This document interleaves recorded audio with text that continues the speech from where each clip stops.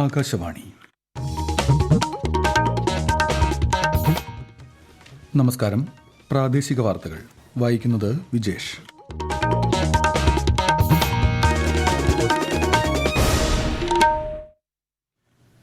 പ്രധാന വാർത്തകൾ. രാജ്യത്ത് തെരഞ്ഞെടുപ്പ് പ്രചാരണം ഊർജിതമാക്കി രാഷ്ട്രീയ കക്ഷികൾ. സംസ്ഥാനത്ത് മണ്ഡല പര്യടനവുമായി സ്ഥാനാർത്ഥികൾ മുന്നോട്ട്. കേരളം ഉൾപ്പെടെ 13 സംസ്ഥാന കേന്ദ്രഭരണ പ്രദേശങ്ങളിലെ 89 മണ്ഡലങ്ങളിലേക്ക് പത്രികാ സമർപ്പണം ഏപ്രിൽ 4 വരെ.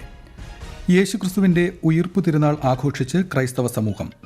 സംസ്ഥാനത്ത് ബുധനാഴ്ച വരെ ഉയർന്ന താപനില തുടരുമെന്ന് കേന്ദ്ര കാലാവസ്ഥാ വകുപ്പ്.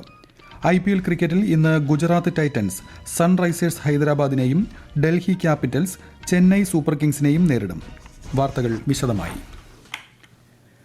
രാഷ്ട്രപതി ദ്രൗപദി മുർമു മുൻ ഉപപ്രധാനമന്ത്രി ലാൽകൃഷ്ണ അദ്വാനിക്ക് രാജ്യത്തെ പരമോന്നത സിവിലിയൻ ബഹുമതിയായ ഭാരതരത്ന സമ്മാനിച്ചു. ശ്രീ അദ്വാനിയുടെ ന്യൂഡൽഹിയിലെ വസതിയിലെത്തിയാണ് രാഷ്ട്രപതി പുരസ്കാരം സമ്മാനിച്ചത്. ഉപരാഷ്ട്രപതി ജഗദീപ് ധൻഖർ, പ്രധാനമന്ത്രി നരേന്ദ്രമോദി എന്നിവരും ചടങ്ങിൽ പങ്കെടുത്തു. അനാരോഗ്യം മൂലം ഇന്നലെ രാഷ്ട്രപതി ഭവനിൽ നടന്ന ചടങ്ങിൽ ശ്രീ അദ്വാനി പങ്കെടുത്തിരുന്നില്ല. ഭരണസഖ്യമായ NDAയും പ്രതിപക്ഷ സഖ്യമായ ഇന്ത്യ മുന്നണിയും സംഘടിപ്പിക്കുന്ന ബഹുജന റാലികളോടെ രാജ്യത്ത് ലോക്സഭാ തെരഞ്ഞെടുപ്പ് പ്രചാരണം പുതിയ ഘട്ടത്തിലേക്ക് കടക്കുന്നു.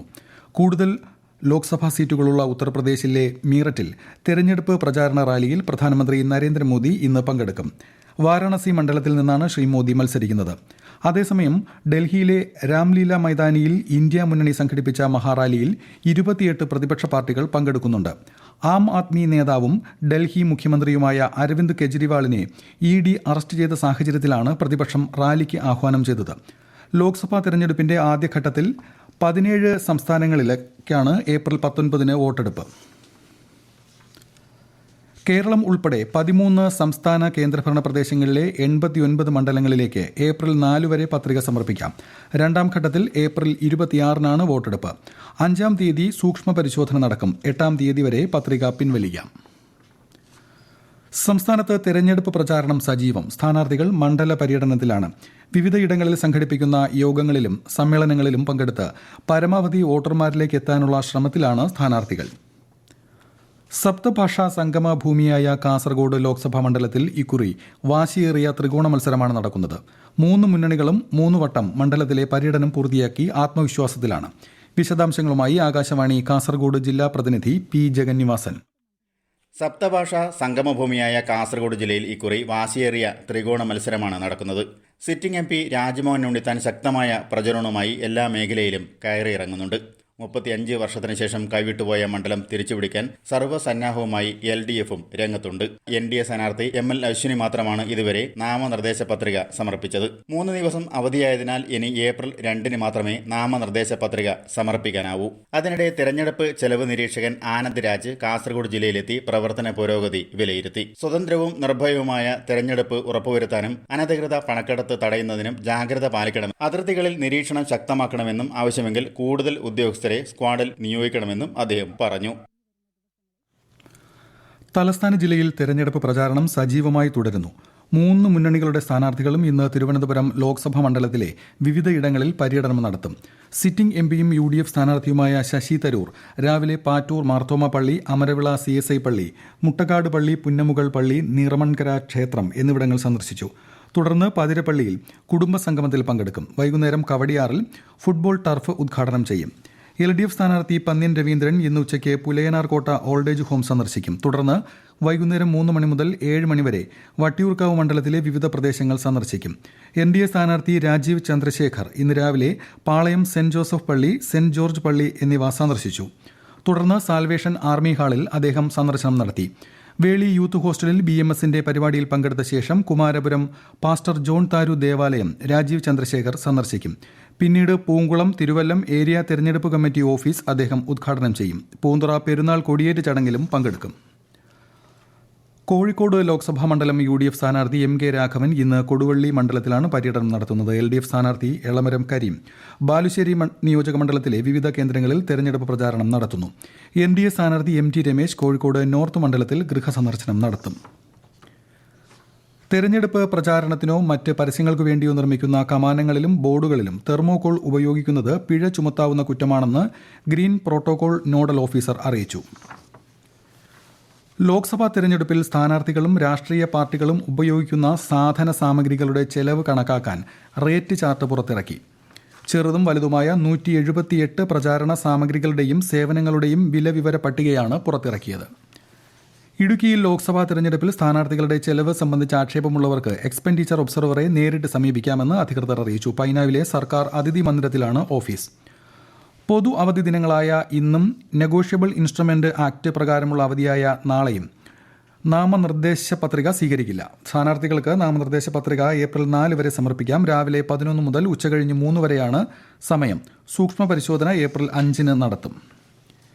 NDA തെരഞ്ഞെടുപ്പ് പ്രചാരണ പ്രവർത്തനങ്ങളുടെ ഭാഗമായി BJP പ്രഭാരിയും MPയുമായ പ്രകാശ് ജാവദേക്കർ, സഹപ്രഭാരിയും MPയുമായ നളിൻ കുമാർ കാട്ടീൽ എന്നിവർ നാഷണൽ ലീഡേഴ്സ് ഇലക്ഷൻ ക്യാമ്പയിന്റെ ഭാഗമായി കോഴിക്കോട്ടെത്തി.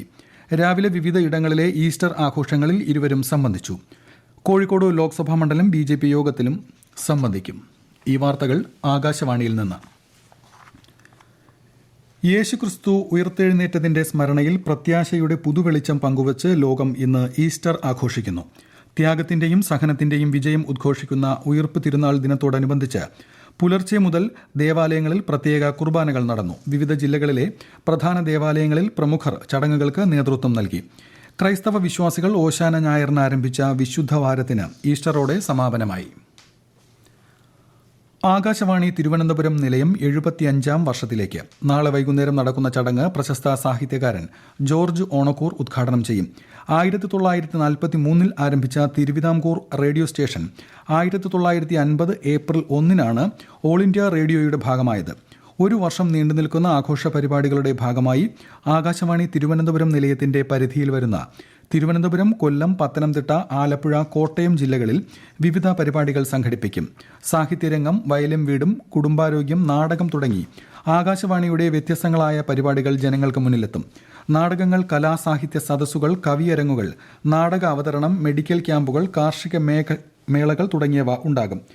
ആകാശവാണി മുൻ ജീവനക്കാരും വിവിധ പരിപാടികളിൽ അതിഥികളായെത്തും. ആകാശവാണിയുടെ പഴയ പരിപാടികളുടെ പുനഃപ്രക്ഷേപണവും ഉണ്ടാകും. സാമ്പത്തിക വർഷത്തെ ആദ്യ പ്രവൃത്തി ദിവസമായ നാളെ ട്രഷറി തുറന്നു പ്രവർത്തിക്കുമെങ്കിലും സാമ്പത്തിക ഇടപാടുകൾ ഉണ്ടായിരിക്കില്ലെന്ന് അധികൃതർ അറിയിച്ചു. സംസ്ഥാന ബജറ്റിൽ നിർദ്ദേശിച്ച നികുതി ഫീസ് വർധനയും ഇളവുകളും നാളെ മുതൽ പ്രാബല്യത്തിൽ വരും. കോടതി ഫീസുകൾ ഉയരും. ചെക്ക് കേസിനും വിവാഹമോചന കേസിനും ഫീസ് കൂടും. ഭൂമി പണയപ്പെടുത്തി വായ്പ എടുക്കുന്നതിനും ചെലവേറും. പൂക്കോട് വെറ്റിനറി സർവകലാശാലയിലെ സിദ്ധാർത്ഥന്റെ മരണം സംബന്ധിച്ച CBI അന്വേഷണം അട്ടിമറിക്കാൻ ശ്രമിക്കുന്നതായി പിതാവ് ജയപ്രകാശ്. ഇതിനെതിരെ ക്ലിഫ് ഹൌസിന് മുന്നിൽ സമരം നടത്തുമെന്ന് അദ്ദേഹം പറഞ്ഞു. കേസിലെ മറ്റു പ്രതികളെ അറസ്റ്റ് ചെയ്യണമെന്നും അദ്ദേഹം ആവശ്യപ്പെട്ടു.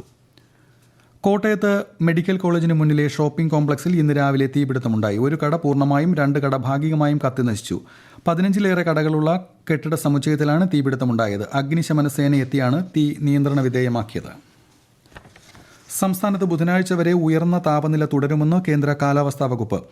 കൊല്ലം, തൃശൂർ, പാലക്കാട് ജില്ലകളിൽ 39 ഡിഗ്രി സെൽഷ്യസ് വരെ താപനില ഉയർന്നേക്കും. പത്തനംതിട്ട, കോട്ടയം, മലപ്പുറം, കോഴിക്കോട്, കണ്ണൂർ ജില്ലകളിൽ 37 ഡിഗ്രി സെൽഷ്യസ് വരെയും താപനില വർദ്ധിക്കാൻ സാധ്യതയുണ്ട്. തിരുവനന്തപുരം നഗരത്തിലെ ശംഖുമുഖം ദേവീക്ഷേത്ര ഉത്സവത്തിന് ഏപ്രിൽ 2 വൈകിട്ട് 7 മണിക്ക് കൊടിയേറും. 11-ാം തീയതി രാവിലെ 8-ന് കൊടിയിറക്കും. തിരുവനന്തപുരം അരുവിക്കരയിൽ നിന്നും മൺവിളയിലേക്കുള്ള പൈപ്പ് ലൈനിൽ മുട്ടട ജംഗ്ഷന് സമീപം ചോർച്ച ഉണ്ടായതിനെ തുടർന്ന് അറ്റകുറ്റപ്പണി നാളെ പുലർച്ചെ 4-ന് തുടങ്ങും. ചൊവ്വാഴ്ച രാത്രി 10 മണിവരെ കുടിവെള്ള വിതരണം തടസ്സപ്പെടും. വാട്ടർ അതോറിറ്റിയുടെ തിരുവനന്തപുരം PTP നഗർ സബ് ഡിവിഷന് കീഴിലെ കുണ്ടമൺകടവ് പമ്പ് ഹൌസിൽ അടിയന്തര അറ്റകുറ്റപ്പണി നടക്കുന്നതിനാൽ തിരുമല, കരമന സെക്ഷനുകളുടെ പരിധിയിൽ വരുന്ന വിവിധ പ്രദേശങ്ങളിൽ നാളെ രാത്രി 10 മണിവരെ ജലവിതരണം മുടങ്ങും. IPL ക്രിക്കറ്റിൽ ഇന്ന് 2 മത്സരങ്ങൾ. ഉച്ചയ്ക്ക് ശേഷം 3:30-ന് ഗുജറാത്ത് ടൈറ്റൻസ് സൺറൈസേഴ്സ് ഹൈദരാബാദിനെ നേരിടും. അഹമ്മദാബാദിലെ നരേന്ദ്രമോദി സ്റ്റേഡിയത്തിലാണ് മത്സരം. വിശാഖപട്ടണത്തെ YS രാജശേഖർ റെഡ്ഡി സ്റ്റേഡിയത്തിൽ രാത്രി 7:30-ന് നടക്കുന്ന രണ്ടാമത്തെ കളിയിൽ ഡൽഹി ക്യാപിറ്റൽസ് ചെന്നൈ സൂപ്പർ കിങ്സിനെ നേരിടും. ഇന്ത്യൻ സൂപ്പർ ലീഗ് ഫുട്ബോളിൽ മോഹൻ ബഗാൻ സൂപ്പർ ജയൻസ് ഇന്ന് ചെന്നൈയിൻ FCയുമായി ഏറ്റുമുട്ടും. രാത്രി 7:30-ന് കൊൽക്കത്തയിലാണ് മത്സരം. പ്രധാന വാർത്തകൾ വീണ്ടും. രാജ്യത്ത് തെരഞ്ഞെടുപ്പ് പ്രചാരണം ഊർജിതമാക്കി രാഷ്ട്രീയ കക്ഷികൾ. സംസ്ഥാനത്ത് മണ്ഡല പര്യടനവുമായി സ്ഥാനാർത്ഥികൾ മുന്നോട്ട്. കേരളം ഉൾപ്പെടെ 13 സംസ്ഥാന കേന്ദ്രഭരണ പ്രദേശങ്ങളിലെ 89 മണ്ഡലങ്ങളിലേക്ക് പത്രികാ സമർപ്പണം ഏപ്രിൽ 4 വരെ. യേശുക്രിസ്തുവിന്റെ ഉയിർപ്പ് തിരുനാൾ ആഘോഷിച്ച് ക്രൈസ്തവ സമൂഹം. സംസ്ഥാനത്ത് ബുധനാഴ്ച വരെ ഉയർന്ന താപനില തുടരുമെന്ന് കേന്ദ്ര കാലാവസ്ഥാ വകുപ്പ്. IPL ക്രിക്കറ്റിൽ ഇന്ന് ഗുജറാത്ത് ടൈറ്റൻസ് സൺറൈസേഴ്സ് ഹൈദരാബാദിനെയും ഡൽഹി ക്യാപിറ്റൽസ് ചെന്നൈ സൂപ്പർ കിങ്സിനെയും നേരിടും. പ്രാദേശിക വാർത്തകൾ കഴിഞ്ഞു. അടുത്ത വാർത്താ പ്രക്ഷേപണം 12:50.